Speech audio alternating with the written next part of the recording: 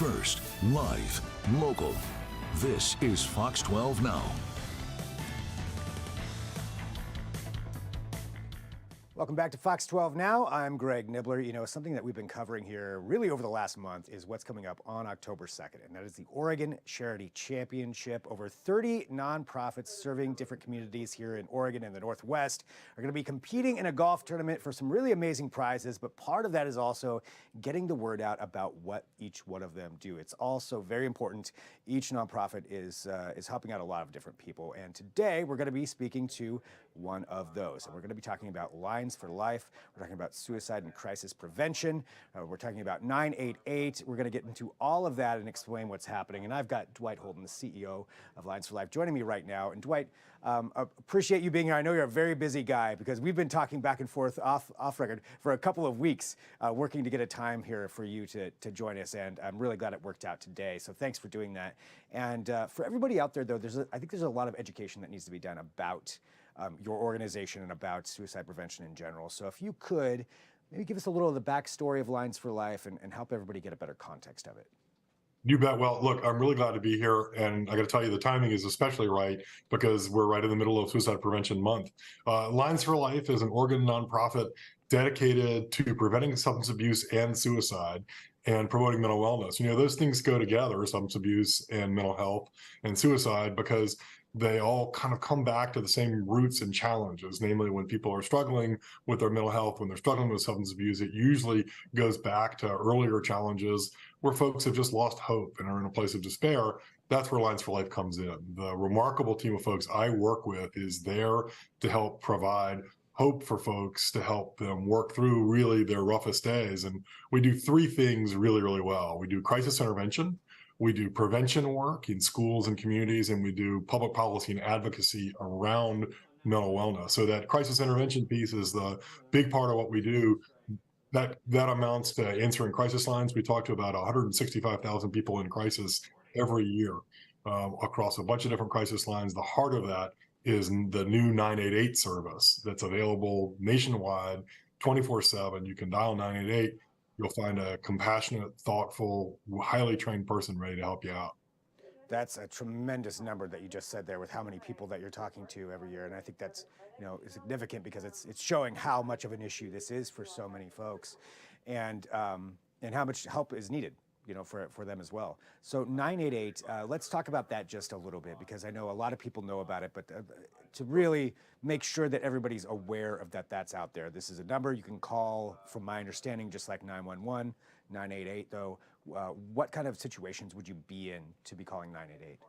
Well, we are really excited about this new national service. So in 24/7, you can pick up the phone and dial 988 and find a highly trained behavioral health counselor ready to help you with behavioral health crisis, whether you're just having a really, really bad day or something more acute is going on in your life. We work with people every day who are struggling with a range of problems, from relationship stuff to actively thinking about hurting themselves, and we're able to help them. The folks, the incredibly talented folks who work with us, are able to help folks on their worst day find a way forward. You can also text 988. We have an increasing number of people who are reaching out to us by text. Just put 988 in the address line and say, hey, I'd like to talk to somebody, or say whatever you want to get the start conversation going. Hello will do the trick, and a counselor will be ready to help out. I think part of what's so significant about this is it's a way that our nation and our state and our community are saying, we get it. It is okay to struggle. Everybody struggles. And it's okay to get help, and help works. So that's what the 988 line is all about. It launched just a little over a year now. We've seen a 30%, almost 40% increase in our volume. It means we're reaching a lot more people. It doesn't mean that the struggle kind of all of a sudden grew by that amount. It means we're reaching more people. It's a terrific service. And I also should point out, it's absolutely a service that if you're worried about someone in your life, whether it's a friend, loved one, coworker, someone you see on the street, if you're worried about them struggling, you can dial that number too, and we'll help you figure out the right way to get that person connected up with help. That is great. That's definitely another added bonus to that. I mean, that's such a tremendous undertaking. I think a couple of things I want to ask from what you just said there is how have you seen the public understanding of the need for crisis intervention and the need for this kind of a service change over the last, say, few years? Well, it's a super question, Greg. So I came to this organization 10 years ago, and I came from a law enforcement background. I had been a federal prosecutor for many years. I was the United States Attorney for Oregon, so I led the Department of Justice offices across Oregon. And I joined this organization in part because almost everything I saw when I was in the federal prosecution world, whether it was drug crime or violent crime or white collar crime, almost all of that came back to untreated mental health or addiction. So I came to Lines for Life 10 years ago to try and make a difference upstream in this world. And I feel like I got on a surfboard out in the ocean at a time when it was really calm, and all of a sudden it's risen to this giant wave, and I'm riding this huge wave where we as a community are really embracing the understanding that mental health is not something that happens to someone else. Mental health is something that happens to all of us. And so when I speak in a room now about mental health or addiction or both, almost every time I do it, no, not almost every time I have more than 10 people in a room, 2 or 3 people at least will come up to me afterwards and say, that's me, that's my cousin, that's my daughter, it's my son. And so I think this 988 service is a recognition that this is a national crisis, that we need to get together to help, and that help works.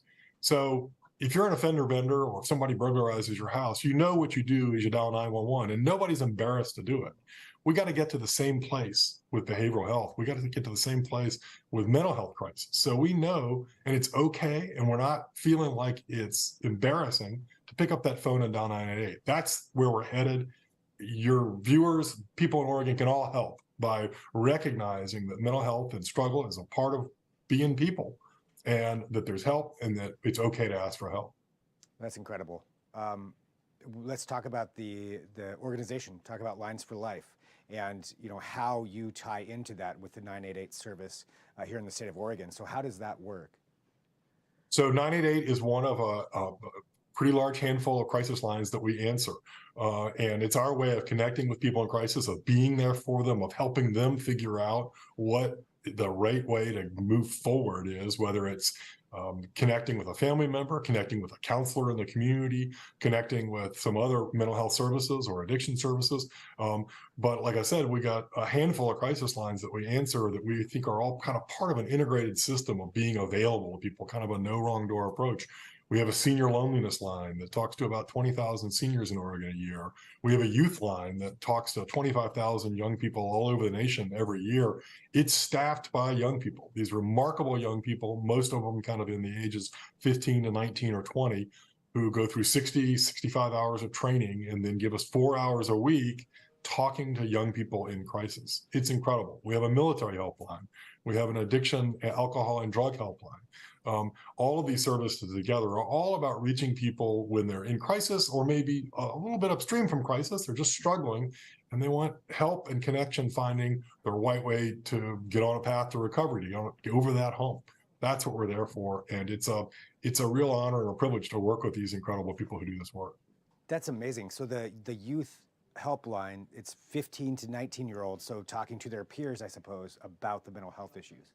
Yeah, it's really incredible. And let me just tell you how it works. But if you have kids, for folks who are watching who have kids, you know that when you're driving a carpool, it's almost like you don't exist, right? You're in the front, the kids are in the back, they don't even think you're there. If you were to hear one of the kids in the back seat of your car driving a carpool talk about something mental health wise that they were struggling with, or being bullied or feeling down or whatever, if you were to weigh in as the adult, the wall would go up, right? It would be as if the limo wall had gone up and it would ignore you. But if your kid or one of the other kids in that back seat were to say, hey, that's the kind of thing I talked to my mom about, that lands in a totally different way. That's that peer insight of the youth line. That's why the youth line exists, is because we know that young people can connect with one another better than adults connecting with them sometimes. And it's not that the kids are doing the counseling or taking over the supervision of helping the kid, not at all. It's all about helping that kid who's struggling find the right adult, the right qualified health services to get help and get into a better place. And it's often a family member. It's often a coach or something like that. But it's really incredible. Kids call the youth line for things ranging from I failed a math test and I don't know how to tell mom, to much more acute challenges where they're thinking about hurting themselves, and those young people help them find that hope and find that way forward. It's pretty remarkable. And it's, by the way, I should say, sometimes you talk about this and people envision this kind of dark, sad room with teenagers answering calls from crisis. Nothing could be further from the truth. It's a energetic, happy place because those young people really love being a part of solutions and connections to their peers. Wow, that's some pretty incredible young people doing that, that are out there helping like that. And you mentioned you have these other lines too, for people who are elderly or older, having issues as well. And I think that's also just really really indicative of your point that you talked about earlier, whether this is something for everybody. Everybody struggles with this. That is That's not exactly just, right. the one person out there that maybe it's everyone has some of these issues, and it's great that there's a place to turn to. So for Alliance for Life, how do you, and just to get an understanding for everybody out there, how do you acquire your funding to keep your operations going? Well, we have a mix of things where we get some help from the state. We get a little bit of help from the federal government every now and then, but mostly from the state and from county partners. And we get help from folks like our good partners in the fundraising community, like Les Schwab, who are going to be representing us in the Oregon Charity Championship coming up.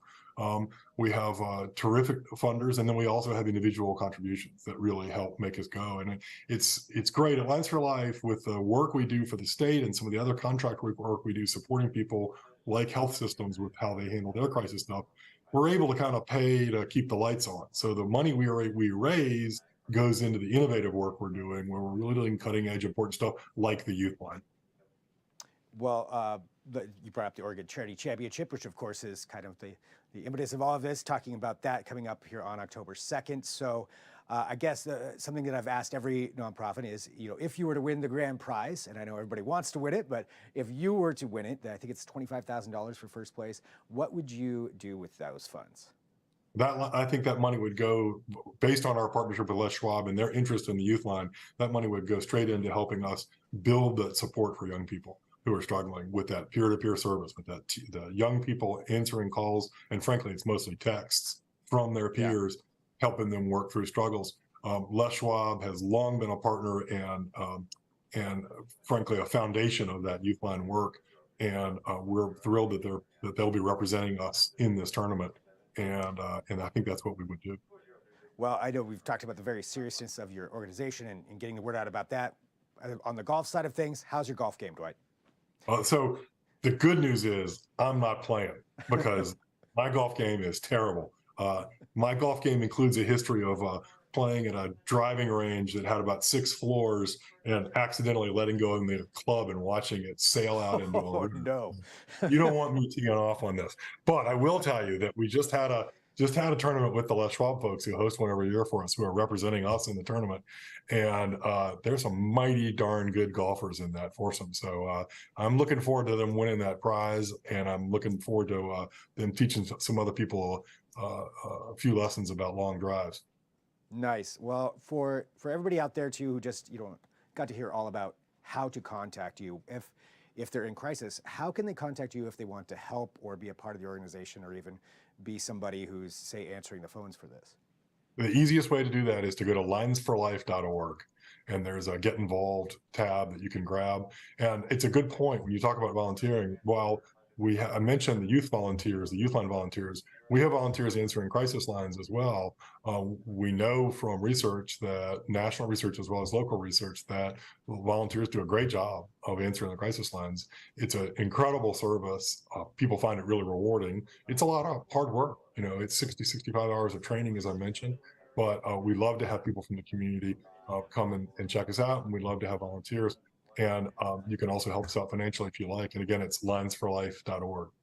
And I'm so happy that it's there, and you're able to help out more people like this as the understanding of it changes, and also that there's volunteers out there that are out there doing this because they want to help out people. So, well, Dwight, thank you very much for joining me. Again, really appreciate it that we were able to make this work out to share your story, to share Lines for Life story. And good luck in the tournament coming up, and best of luck in that. And Dwight, thanks for everything that you do. Greg, thanks so much. We appreciate your interest in this. Look, we're going to defeat this crisis of behavioral health we're in when we get rid of stigma.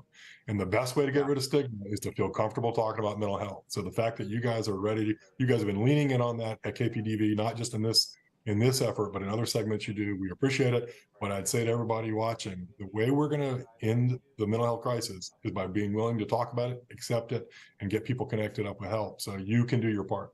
Well, I hope we've helped out with that, at least getting the word out some more. So thank you very much, Dwight. Appreciate it. Thanks, Craig. And for everybody tuning in, thanks for joining us. Again, this is Fox 12 Now. This is your first time watching. Thanks for joining us. I will be back on the air here today. We're going to be talking about, we're going to change the topic a little bit later on. We've got weather, where we're going to be talking to Mark Nelson, who's going to be discussing what's coming up here with this impending rain that is returning to the Northwest. And we're going to discuss all of that. And also, we've got the Fox 12 Weather Podcast video edition that we're going to be playing as well. If you want to see any of our other interviews, you can go to the Fox 12 Oregon YouTube channel, go to our app.